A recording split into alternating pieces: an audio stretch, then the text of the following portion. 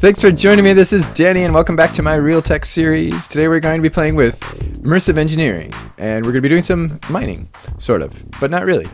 We are going to make the Excavator today, which is going to get us lots of mining resources without really having to mine. So the way the Excavator works is we have these mineral deposits all over the world. So if we go into Overview and Resources under our manual, we will see one of them is mineral deposits, and we can see that the deposits of ore found around the world are nothing new to you. But what you have so far left out of consideration, though, are mineral veins, which contain a mix of different ores. Due to their wide and thin spread, the average miner can't find them. But Link, Excavator, and Special Machine might be able to assist with that. I think there's a little problem with the book. So anyway, so there's these mineral deposits in the world, and we can't see them as normal, everyday people with pickaxes and such. But if we make ourselves one of these drill sample cores, we'll be able to pull core samples out of all the different chunks in the world to see what kind of minerals are within those chunks. So the way this guy works, what we're going to do today, what our goal today is ultimately going to be, is to go into heavy machinery and make this big, huge excavator. Which actually has two parts. There's the engine itself, this is the excavator engine, and then there is a wheel that goes in the middle of the excavator engine, which when you put the two together look like this. And this guy's gonna, that little engine thing is gonna turn the wheel, and it's gonna pull up all these deposits from the world. And it will depend what chunk we put it in. So what the first thing we're going to want to do before we set our excavator up is to find a good chunk in the world, because every chunk, like if we do, if we look at our chunk boundaries, we can see every 16 by 16 area within Minecraft is going to have a different set of minerals, a different set of ores that we can extract with our excavator. Now do keep in mind that the excavator does not, it's not like a like some kind of an OP quarry that will just forever and ever bring us resources from the world. This is a limited time. The resources are limited. So we'll go into a chunk, we'll get all the resources out of there. It says it can run for like 72 days or so, something like that. And then those resources will be exhausted, and then we move it on to the next chunk that we want. But what's really nice about it is that we can find the ores that we want. So for instance, let's say we want iron, because we use a ton of iron and diamonds or whatever. So what we would do is we would go out and we would try to find a chunk that has those resources in it. So if we look back in our Overview and Resources, Mineral Deposits, we will see all the different types of samples that we can pull up. So there's the bauxite sample. There seems to be some kind of a localization problem, but basically this is bauxite, and if we find a bauxite sample, we'll be able to get lots of bauxite. If we find a tin sample, or a cassiterite sample, we'll be able to get tin, and so on and so forth. Unfortunately, it's not going to get us ores from other mods. Like for instance, I would really, really like to get some resonating ore. Because we only have, because I do want to get started with deep resonance at some point in the very near future in this series. But anyway, I think the first thing that I want to do is, well, make sure that we've got some steel in the oven, because we're going to need it. Okay, so it looks like we do. We've got, our tanks were full, so I had to add some more tanks. We're just got all this freaking creosote oil. But I've got this automation set up to get us steel. So far we have 8 steel, and it's terribly, terribly slow because we don't have an arc furnace. So someday we may have an arc furnace and we'll be able to make steel a little bit faster. So this process, I may have to do a little bit of waiting, but let's see what we can do so far. So we're going to need a lot of stuff. This is my work table from forestry. You may remember in a previous episode that I had set this up. The work table allows us to save up to 9 recipes, so it's kind of auto-crafting in a way, and it crafts from its inventory. It won't pull from your inventory, only from its inventory. So what I normally do is I'll have different work tables set up for different functions or different purposes. The first thing we're going to want to do is make the excavator, make all the bits that we need for the excavator. As I mentioned, there are 2 different pieces, but we're just going to go right to the 2 pieces put together, because then we can see all the materials that we need. So we're going to need 26 steel scaffolding, 15 steel sheet metal, 9 blocks of steel. We're going to need a lot of steel for this guy. That's going to be the hardest part probably. The redstone engineer. These other parts need a little bit of steel. I just made the core sample drill. I'm waiting for some more steel. It's taking quite a while because we still have our slow setup over there. But while we're waiting for that, we can go do some core drill sampling. We hold this thing in our hand. You can see chunk boundaries. So I'm going to go into this chunk right here because it would be really cool if we actually had something right here, because then we wouldn't even have to run power lines very far. So we just stick this thing on the ground, and then we've got to give it some power. Our low voltage wire connector on the side. Wait, why is it not letting me do that now? Okay. And link from there to there. And now this thing should be getting power, and it's drilling. Hooray! Because I right-clicked on it before, so that turned it on. You can also give it a redstone signal to turn it on and off. Okay, so now it's done. So now we just right-click on it, and we get this core sample. Hooray! Which has nothing. So there's no minerals here in this chunk, which means there's no point in setting up the vein mine or the miner here, the excavator. I'm gonna just set that there for now so that we remember that this chunk doesn't have anything. You can also, if you have a vanilla map, if you shift right click on this core sample after you place it in the world, or no, you right click on this core sample after you place it in the world, and you place it in the world by shift right clicking, it'll put a marker on your map. So when you find a good core, you can shift right click on the core sample, and that will put a marker in the world for you. So that is a different chunk than this, but if we do this chunk, it's gonna be, oh, this is fine. Let's try this one. Why not? Put that there.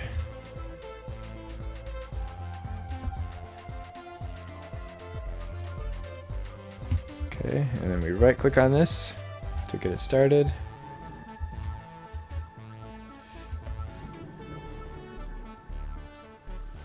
Goes down into the ground, then it comes back up.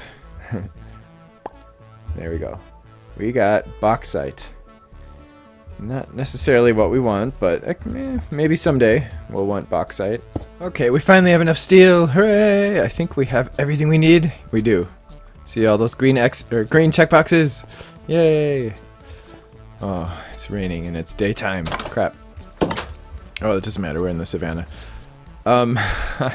So I spent a lot of time taking these cores. We've got a copper vein over here. We've got nothing. We've got a lot of nothing. A lot of it. There's another nothing. They're all over the place. The mineral deposits are actually pretty rare. Like, there are definitely more nothings, more no minerals than anything else. So I basically tried to go along the power lines as much as I could, just because that'll make it easier for us to set this up. Another no mineral. This is a gold vein. Not too bad. That would give us a little more than 50% gold, and it also gives us a bunch of copper. Nothing. You can see a nothing over there. There's a nothing over here. A whole lot of nothing. More nothing. More nothing. And it's a lot of work trying to find a vein, because you've got to hook up power every step of the way. Here's a bauxite vein. Now that could come in handy because it'll give us just bauxite. So if we ever really need bauxite, we can set up the excavator here, and we know that we're going to get a ton of freaking bauxite. Silver vein, which is pretty much completely useless because you always end up with way more silver than you need. Nothing and nothing. So I decided that I'm going to go with this one over here. And it is a copper vein. We also have a copper vein over there, but it's just, I think it's going to be easier to do it over here because we're going to need to run high voltage from up there. We don't have any high voltage wires. We've got low voltage wires running all over the place. We've got some medium voltage running up in the factory area. We don't have any high voltage wires other than inside the power plant. So here's another nothing. So we're going to have to run some high voltage all the way down here. But let's get this thing set up, because why not? So it's got to be inside this chunk. So if we turn our chunk boundaries on, we will see that this is the chunk that has the copper in it, along with the one chunk over there. Yeah, copper. Okay. So I'm going to break this thing. We don't need it anymore for now. Although I'd still like to find one that has like the coal and diamonds and stuff. I'd like to find an iron vein too, one that has a lot of iron. That would be kind of nice. But let's just get this excavator set up right here, and then we'll work on running the power down. That's gonna be half the challenge. Setting this thing up will be a bit of a challenge in itself, but not as bad as that challenge. Okay, so pause. Let's go down to the first level. So that is just a block of steel, and I'm gonna put that. I guess I'm gonna just put that in the ground. Let's just clear some of this stuff out of here. End up filling up our inventory with a bunch of stupid seeds. I'm a little frustrated with seeds because while I was going around doing this thing, my inventory, as you can see, was completely full, and it kept filling up with seeds. And then I'd pick up the sampler and end up, yeah, picking up seeds. And all right, so I'm just gonna put one block of steel in the ground, and then we'll go up to the. Yeah, I hate that you have to do this every time. Okay, then we're gonna go. So this is part of the wheel thing. So we've got 3 scaffolding and then 2 of those on the end. This is gonna be. It's supposed to be like a wheel with like little baskets on it. I wonder. Does this need to be? This might need to be out so that the thing can rotate, because it does rotate. And those on the end. And I put my book away.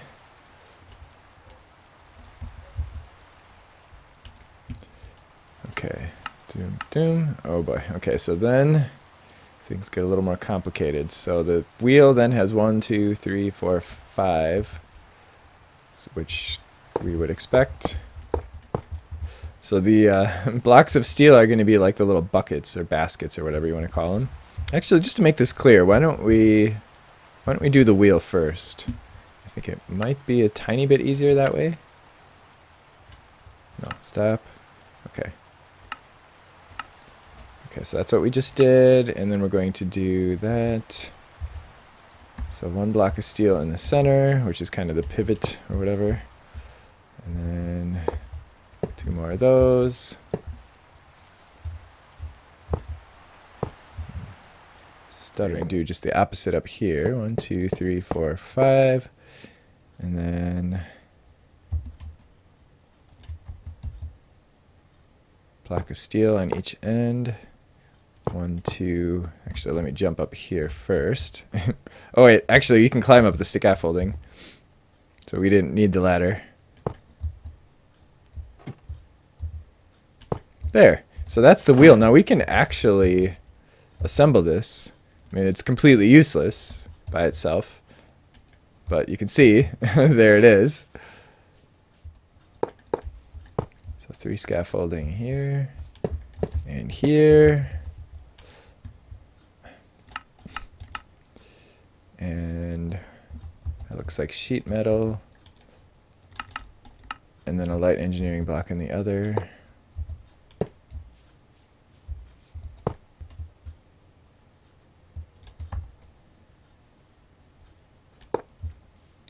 Okay, and then 2 of those, and then a radiator block.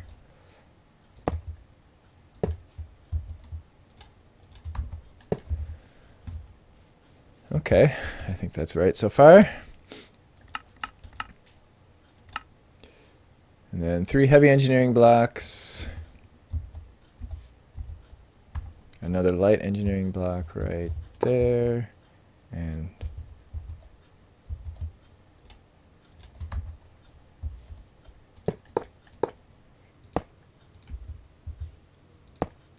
that's going to go all the way back to there. Another light engineering block right there.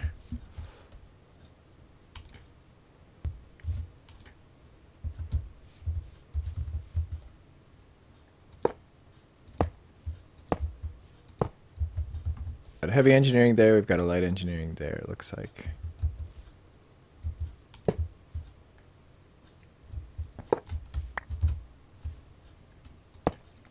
And the redstone control right there.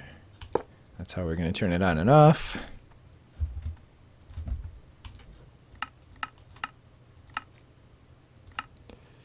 Okay, so we did that row. 2 and then 3 of those. 2 of those. And 3 of those. Okay. And then 3 more, 2 radiator, and a heavy. No, is that a heavy or a light? I think that's a heavy.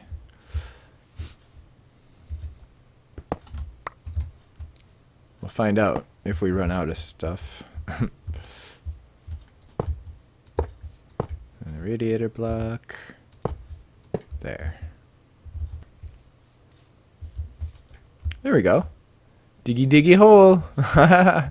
Nice, look at that. That looks pretty cool.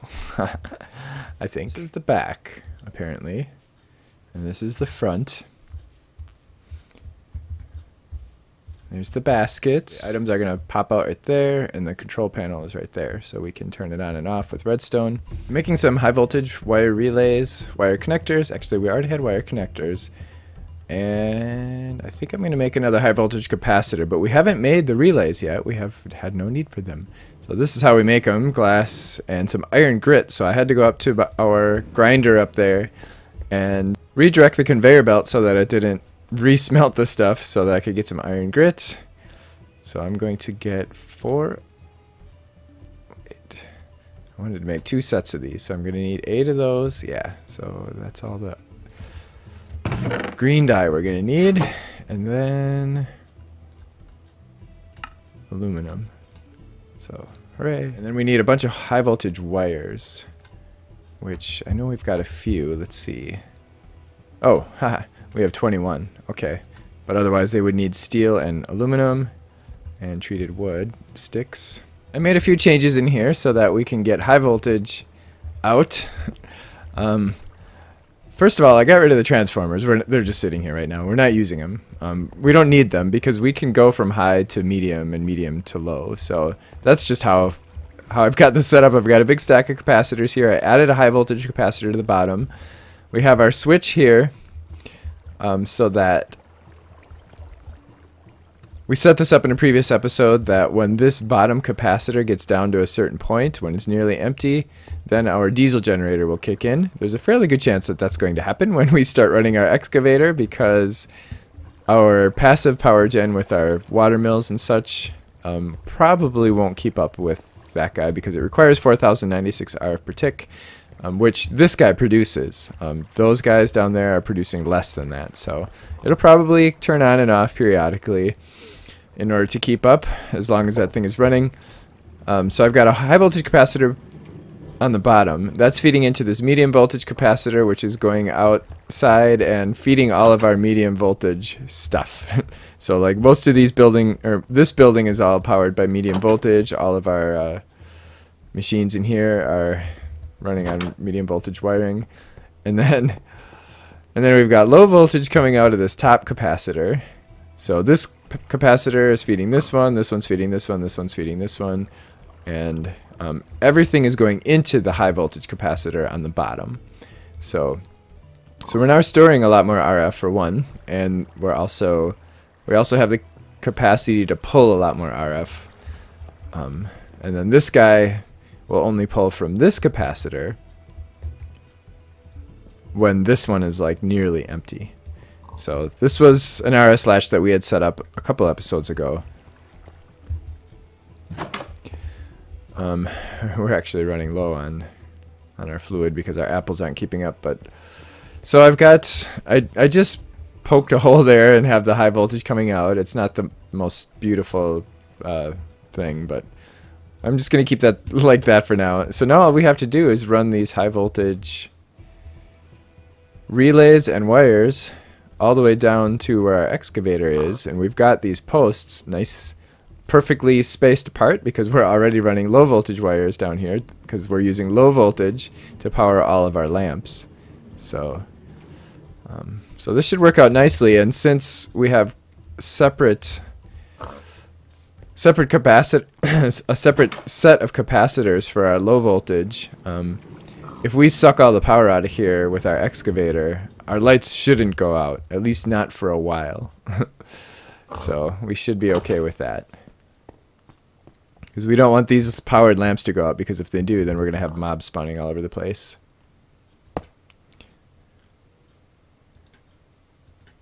So I'm just going to run these wires down there, and I'll meet you down at the excavator. Yay! There we go. So that's where you put the power in. Oh, we don't have any way to... We don't have any way to catch stuff. I'm guessing it's just going to throw it. Yep, there we go. We're getting grass. Okay. I'm just going to shut this off for now. Actually, I'm going to invert the redstone signal. Because I need... Where the heck is it? It's over here. There we go. Control inverted. So now it should have shut off. Yeah, so now it's going to be off until we give it a redstone signal. I'm going to throw a diamond chest in front of this guy. Just because it's the largest inventory that we have. And then eventually I'll set it up so that it pipes into the same thing that our quarry is piping into. So that... Oh. Our quarry is back. So we should be getting some ores pretty soon. Hooray! So it pipes into the same thing that our quarry is piping into. That way everything will get sorted and doubled and everything else. But for now, this is fine. And then I'm going to put a lever there because I inverted the signal. So now it will only work when we give it a redstone signal.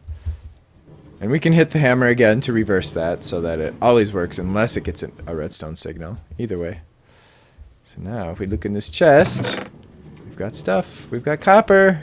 Nice! Awesome! That was a lot of freaking work, but it was kind of fun. Except for the part about doing the sampling. I didn't find that very fun because it was so time consuming and most of the chunks didn't have minerals in them, and yeah, it was just a lot of kind of boring running around and setting up the thing over and over and over again. But yeah, now we've got stuff coming in. Very nice. But we are using an awful lot of RF to do this. In fact, why don't we go take a peek and see how we're doing up there. I have a feeling we're cutting down trees over here because I'm lagging. I have a feeling we're using a lot of power. And our generator is probably going to be running like almost constantly. Oops.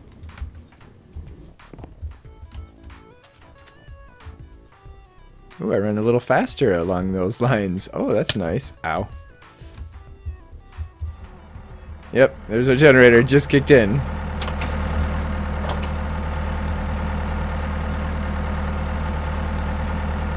But we are generating more power than we're using, so that's good. You can see this is going up. Whee!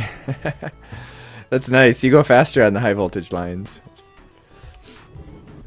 We can take this all the way out. I actually already shut this thing off. It's only been running for a little while. I was just letting it run for a little while, and we already got over a stack of copper and a half a stack of gold, so holy crap, we're in good shape, man. We're in good shape. This thing does take a lot of work. It takes a lot of resources, but it definitely gives you a nice return on your investment for sure. Because of this. I'm just gonna throw these over here manually for now. We've got enough copper for quite some time, so we're gonna be in good shape. I'm just gonna throw those in there. They're gonna get ore doubled, and then they're gonna get sent back to our base. I also I changed my wheat farm so that it's now doing potatoes so that we can make sugar. Just because that was the easiest way for me to make sugar because we already had this farm in place. Sugarcane might be better. I mean, not sugar, ethanol. Or ethanol or whatever for our biodiesel because our apples weren't keeping up. Here comes the delivery cart. Let's see what it brings us. Oops. Nice. Oh, that's not even all of it yet. Very cool. So copper is no longer an issue for us. That is cool. Ah, it's still coming. I love that. I love having a little delivery cart that brings my goodies for me. I do hope you enjoy this. If you have any questions or comments, of course, feel free to leave them in the comment section below. I do read all my comments and reply to them. This is a small enough channel where it's easy enough for me to do that. And of course, if you did enjoy this, don't forget to click the like button and to join me next time. Thanks for watching.